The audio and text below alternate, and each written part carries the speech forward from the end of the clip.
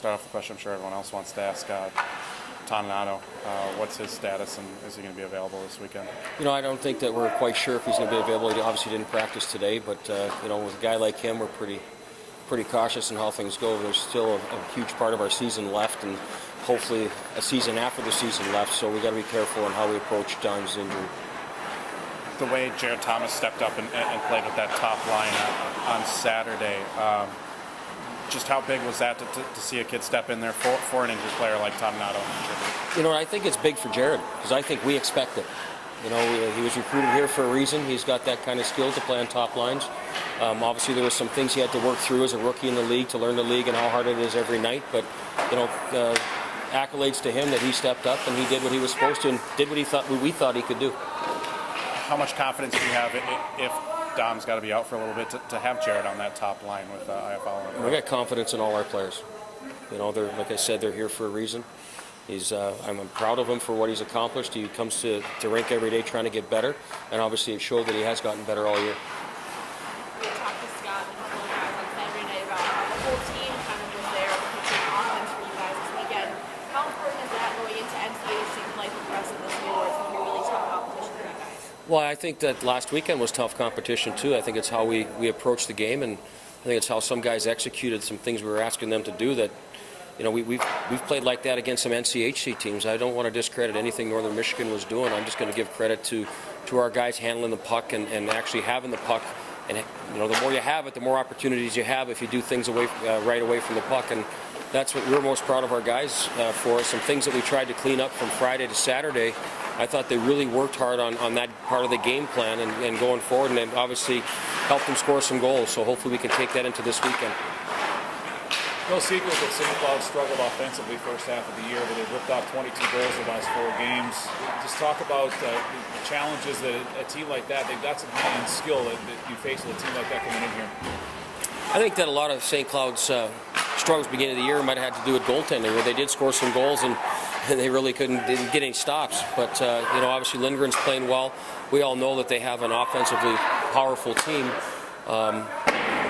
We're not going to approach it any different. We can't take penalties against them. They're not a high-taking team either. So we don't want to be in the box. We don't want them to get on their power play. They obviously have a very good power play, especially with Bronzinski as a shooter. So we're going to have to make the guys aware of that. I'm sure they all are anyway. But, we can't get overly worried about what St. Cloud is doing. We got to be aware of a couple parts of their game, and we need to improve on our part of the game to defend it. And after that, it's going to be up to the boys on their execution and how we approach the game plan. Standing-wise, it looks like it's pretty tight. It makes this conference a lot of fun. Obviously, these next 8 weeks pretty big for everybody. Well, it's huge for everybody. If you look at the standings, we can finish anywhere from 7th to 1st with 8 games going on, and that's a fun part of this league. It's trying at times, it's mentally straining at times, but as a player, it's fun and exciting. As a coach, you got to try and find ways to win because there's no easy teams in our league. 1 can beat 8, 8 can beat 1, and it's going to be consistency and hopefully the lack of injuries through the next 8 games. And it's going to come down to goaltending and injuries, in my opinion, for all the teams involved. On Friday, Willie had a fun goal there. Just kind of take us through it. I guess it never hurts to put a shot on net, does it? No, it never hurts to put a shot on net. And sometimes when guys are struggling to score goals, it's just throwing one at the net and a bounce gets you going. And Willie's been playing really well, especially the last 6 to 8 games that he's been in. He's been adding offense. He's been playing well defensively, and I think it's great that he got rewarded for it. We touched again on Jared, just his progression. We talked about this morning, but yeah. His progression from day 1 to now it seems like he's taken some big strides for his first 3/4 of the year or so. Well, you know what? I think that we're consistently challenging Jared to get better, and I think he's taken that challenge to a new level as far as his determination to get better.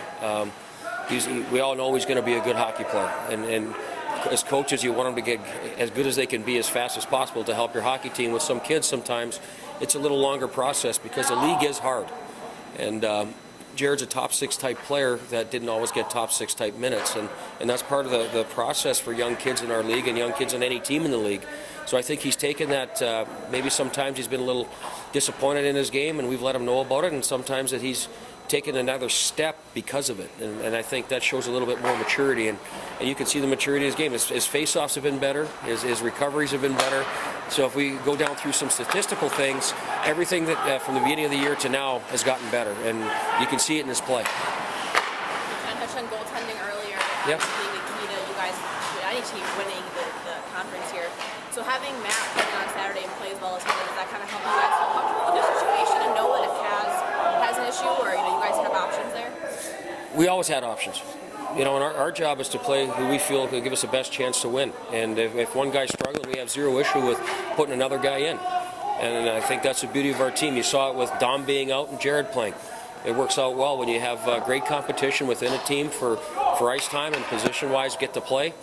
I think that goaltending is no different. And, we rely on Kaz, as we all know. We'll put him in as many games as we can, but if we also need to keep Matt fresh, because if something ever happened to Kaz, Matt's got to be man in the pipe. So, we got to find a way to get him in games as well.